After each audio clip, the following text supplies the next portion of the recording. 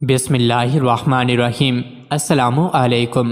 روزانہ واقعات سننے کے لیے اس چینل کو سبسکرائب کریں۔ ایک دفعہ سلطان العارفین حضرت سلطان باہو رحمۃ اللہ علیہ مشرقی ریگستان کے علاقے تھل میں چند طلباء اور درویشوں کے ساتھ محض سفر تھے۔ راستے میں کسی نے آپ رحمۃ اللہ علیہ سے دریافت کیا کہ اکثیر نظر کسے کہتے ہیں۔ اس وقت پاس ہی ایک شخص لکڑیوں کا ایک گٹھا جمع کر کے اسے اٹھانے کو ہی تھا کہ آپ رحمۃ اللہ علیہ نے اس کی طرف نگاہ ڈالی تو وہ شخص آنکھیں پھاڑ کر آسمان کی طرف دیکھنے لگا۔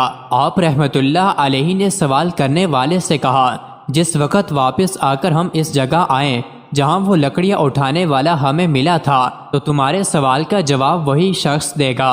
چنانچہ آپ رحمۃ اللہ علیہ سفر سے لوٹے اور آپ رحمۃ اللہ علیہ کا گزر اسی جگہ سے دوبارہ ہوا جہاں وہ لکڑیاں اٹھانے والا آدمی ملا تھا تو ایک طالب علم نے آپ رحمۃ اللہ علیہ کو اس سوال کے جواب کی یاد دلا کر عرض کی کہ ہم واپس اسی جگہ پر آ گئے ہیں، آپ مہربانی فرما کر ہمیں اس سوال کا جواب دیں کہ اکثیر نظر کیا ہے۔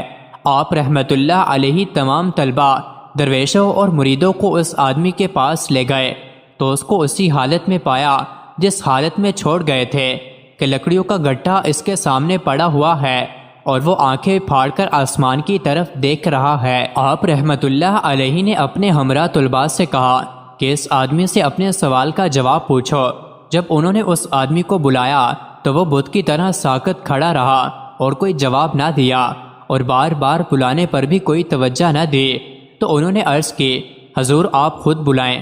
آپ رحمۃ اللہ علیہ نے فرمایا کہ جس روز ہم یہاں سے گزرے تھے تم نے اس شخص کو کس طرح دیکھا تھا؟ انہوں نے عرض کی، یہ شخص لکڑیوں کا گٹھا اٹھانے کو تھا اور جس وقت آپ نے نظر فرمائی تو یہ آسمان کی طرف آنکھیں پھاڑ پھاڑ کر دیکھنے لگا۔ آپ رحمۃ اللہ علیہ نے فرمایا کہ یہ شخص اس روز سے اسی حالت میں کھڑا ہے۔ پھر آپ رحمۃ اللہ علیہ نے دوسری دفعہ اس کی طرف توجہ کی تو وہ ہوش میں آ گیا اور آپ کے قدموں پر گر کر زار و قطار رونے لگا اور فریاد کرنے لگا کہ خدا کے لیے مجھے پھر اسی حالت میں پہنچا دیں۔ آپ نے فرمایا کہ ان لوگوں کو اپنی حالت بتاؤ۔ اس نے عرض کی کہ حضور جس روز آپ یہاں سے گزر رہے تھے میں یہ لکڑیوں کا گٹھا اٹھانے کو ہی تھا کہ آپ نے میری طرف باطنی نگاہ ڈالی اور میں آپ کی اسی ایک نگاہ سے اللہ تعالیٰ کے دیدار میں غرق ہو گیا اور آج تک میں اسی لذت دیدار میں محو اور مدہوش رہا کہ آپ نے ایک بار پھر مجھے اس حالت سے نکال لیا ہے۔ مجھے صبر اور قرار نہیں آ رہا، مجھے پھر اسی حالت میں پہنچا دیں۔ آپ رحمۃ اللہ علیہ نے درویشوں اور طلباء سے فرمایا، یہ اکثیر نظر کی ادنا سی مثال ہے جو تم نے دیکھی ہے۔